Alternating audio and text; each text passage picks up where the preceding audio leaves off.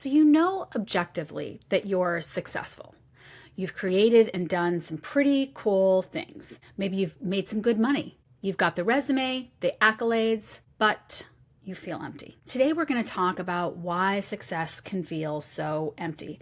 I'll give you some examples from myself and my clients of how we've moved from intellectually knowing we should feel successful to actually embodying joy and exuberance and excitement over the successes that we've created. By the end of this, you're going to know exactly what's blocking you from experiencing and receiving success and what you need to do. Now, before I give you the first reason why your success might be feeling empty, I have to talk about the unconscious nature of the mind, because expecting to create success without being aware of what's motivating your behavior is like expecting to connect a bat with a ball and hit a home run when you're blindfolded and hogtied. You must know for you your individual thoughts and emotions and behaviors behind the successes that are feeling empty. So think about that as we move through these reasons. The first reason why you may sort of know you're successful but not feel successful or have it feel empty is because the success was someone else's definition of success. And this sadly is for the vast majority, honestly, of people, certainly in my generation, and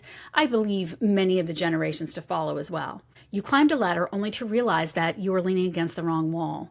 We all grow up with certain conditioning around what our parents want us to do, what we're expected to do, what even a really great teacher maybe thinks we can do, or even just an idea that we get in our mind from watching television or media about the right way to have success. And this happens a lot when I talk with clients who are doing something and they might be beating themselves up. Oh, I should be working on this in my business. I should be doing this. I should be doing that.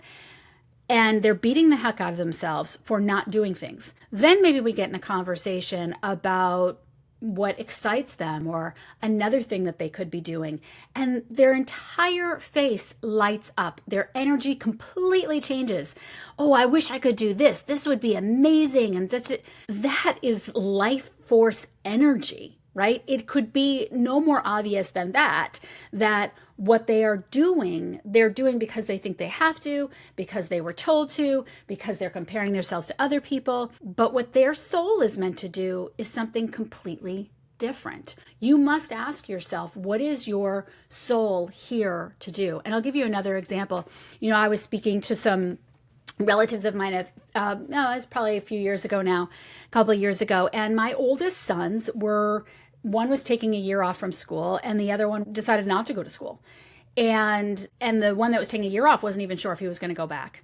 And I was at a family event and one of my relatives was asking what they were doing. And I said, oh, this one decided not to go to school, and face kind of fell and said, oh, but the other one's doing good, right? As though doing good meant, by definition, going to school, which I get because, listen, I grew up that way too. And when my kids were little, I was like, you are going to college no matter what. And my idea was like Ivy League, and anything less than that was going to be a disappointment or something, right? Because that's how I grew up. And because I was comparing myself to everybody else. My cousin's kids are brilliant. So are mine. They just do different things, and one ended up going to school, one didn't. They're both happy and doing amazing things. So what is the goal here? Are we trying to fit ourselves into someone else's definition of success so that we can say this to the world? Or are we trying to have a happy, fulfilling, productive life that is in line with our soul's journey? That's number one. Ask yourself if you are succeeding by someone else's definition and not your own. The second reason that success can feel empty is when what is driving you is one of your ego parts rather than what I call your soul signal. So let's say, for example, and we talk about positive intelligence here sometimes because I am a positive intelligence coach, and one of the saboteurs is the hyperachiever. Let's say that you're a hyperachiever. I have that saboteur. And the hyperachiever tells us to drive. I did this for many, many years. I constantly drove because I had this idea that if I wasn't doing well, according to some standard, that meant that I wasn't enough. And so I pinned my worth to how much I made, what I achieved, what accolade I got. And when I would get those things, it kind of felt empty. One of the characteristics of someone who has a hyperachiever saboteur is that the successes that you have ring hollow, and you don't give yourself any time to even enjoy them because you're just on to the next. That saboteur is sort of in your ear saying, what's next? What's next? What's next? So when success is driven by this unconscious belief that something is never enough, or it's driven by wanting to be seen, there's an egoic part that wants to be seen or wants to be heard or wants to be safe, or wants to be famous, or whatever it is, that success is never going to be satisfying because the unconscious driver is not aligned with your highest being. So you have this hole that doesn't get filled, it just gets temporarily silenced. If you're wondering, by the way, what your saboteurs might be, and you'd like to take the Positive Intelligence Saboteur Assessment, there is a link in the description below. You can take that. And I highly recommend it so that you can understand what silent hybrid engine is driving you along in your life. And then you can develop a practice of asking yourself before you embark on doing this task or the other, why you're doing what you're doing. For example, if you're doing it because you are a pleaser, you have a pleaser saboteur and you want to please someone, that's not a great motivation. It's going to ring hollow. So the third reason that success can feel empty has a little bit to do with that. The second reason is that your nervous system never got a moment to experience it. So you just went to the next, to the next, to the next. And that is the world that we live in. But if you have a success, sit down and let it sink in. Feel it. And I was just having a conversation on one of my podcast guests that he was saying, we don't take the time to feel the micro successes. It's all or nothing. Every little success along the way is the one that gets you to the big one. So whether you've had the big success or whether you're dealing with a mini micro success, take a minute. Did you get through a whole day without having sugar and that was your goal? Feel that success. Did you get through a meeting and feel like you did a really good job? Great. Now, is your goal the promotion? That's fine. But take the win. Let it sink in. Just say, I really did a great job in that meeting and I'm proud of myself. And if you did get the promotion, really let it sink in. Give your nervous system a moment to embody it so that you can feel successful and not look back and say, sort of, yeah, old news. Okay, the next reason why success can feel empty might be because you are wearing a mask the whole time. What do I mean by wearing a mask? You got the win, but you weren't really able to be yourself, or you didn't allow yourself to be yourself. That's a self-betrayal.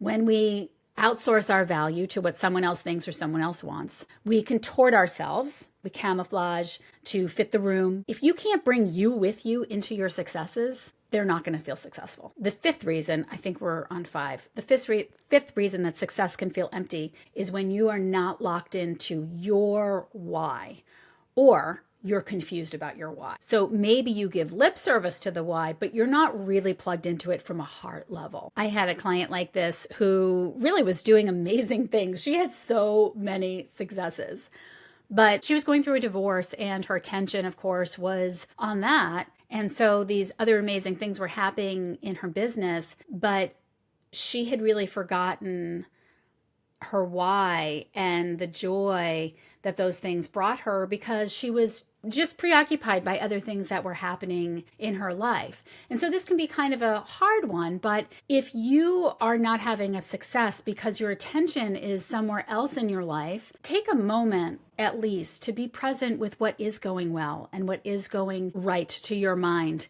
in that moment, and plug into the people that you're serving, however you're serving them, and connect with your passion about why that is important to you. If you have lost track of your why you're doing what you're doing, which should be coming from that soul level, your success is going to ring empty. And you can do this in between meetings, just for a moment.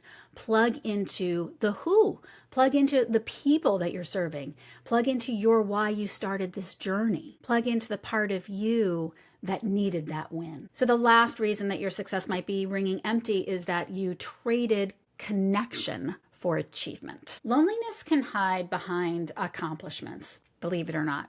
And a lot of people who are very high achieving, particularly, I don't know if I want to say particularly women or men. I mean, I think really it's across the board, but maybe for different reasons. But if your success has cost you intimacy or closeness with other people, or your ability to be vulnerable, to make a mistake, to share what your experience is like on a day-to-day basis, if you've unplugged from your community, separated yourself in a way because, people do this all the time. I have clients who do this because they're intimidated by their community. I have clients who do it because they feel better than their community. So if you have protected yourself with those egoic parts, that's all the ego is trying to do, is protect you. But if you have sacrificed your connection to people in order to get the achievement, or felt that you needed to for the achievement, then it's going to feel empty. When I got married the first time, someone told me to look out at the crowd. And I still do this today when I'm on stages. And when I did it, I realized how many people had flown across the country to see me, and I felt so loved. And though that marriage didn't work out, even after it blew up, I've remembered it to this day because the success was so profound to me that I was able to receive love. I was able to receive the knowing that these people all came out here for me. And the same is true if you're getting on a stage. I do this now as well. When I look out at the people, I think, wow, all these people are here to share, to hear this message that I'm so passionate about and that I'm here to share. That's a connection with people, right?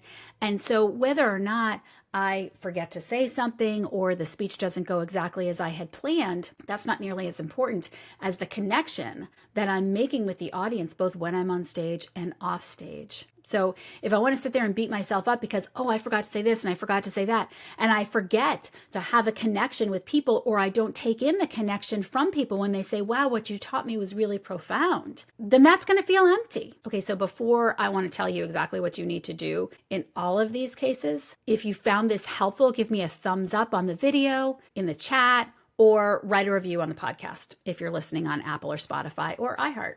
So here's how you want to embody success, no matter what. Success feels more embodied when you're present.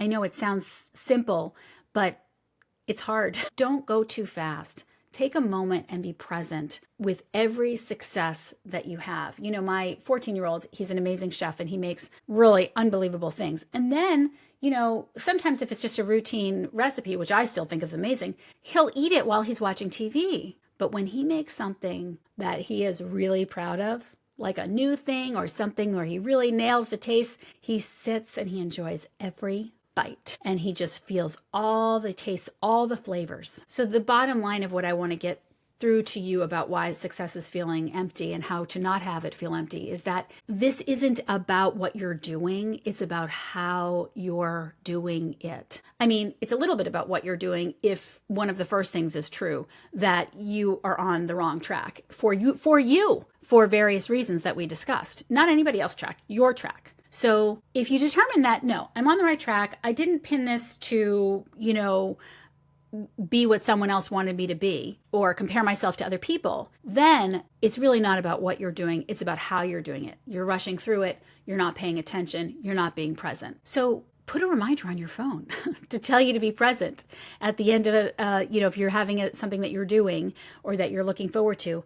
Put a reminder, hey, remember to celebrate this. Put sticky notes up around your computer or your desk or whatever that say, what can you celebrate in this moment? Or even write a little note on your hand. All right, I'm guessing if this video was helpful to you and you made it this far, then you probably also have a difficult time with forgiving yourself. So watch this next video on forgiveness. I hope this was helpful and I'll see you next time.